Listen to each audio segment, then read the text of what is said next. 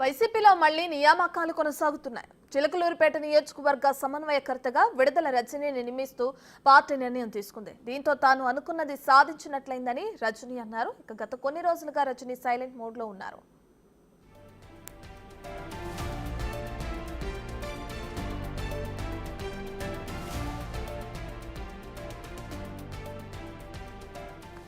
ఒకానొక దశలో రజనీ వైసీపీని వీడినట్లు కూడా ప్రచారం జరిగింది. ఆమె సన్నిహిత వర్గాలే వెల్లడించాయంటూ రాజీనామా వార్తలు చక్కర్లు కొట్టాయి. దీనికి తగ్గట్లుగానే ఈ ప్రచారాన్ని ఆమె ధృవీకరించలేదు, అలాగని ఖండించలేదు. దీంతో ఆమె నుంచి ఎప్పుడే ప్రకటన వస్తుందో అని ఎదురు చూశారు. ఇంతలోనే ఆమెకు ఇన్ఛార్జ్ బాధ్యతలు అప్పగిస్తూ వైసీపీ అధిష్టానం నిర్ణయం తీసుకుంది. దీంతో ఆమె అలక తీర్చడానికే ఈ నిర్ణయం తీసుకున్నట్టు ఇప్పుడు కొత్త ప్రచారం మొదలైంది.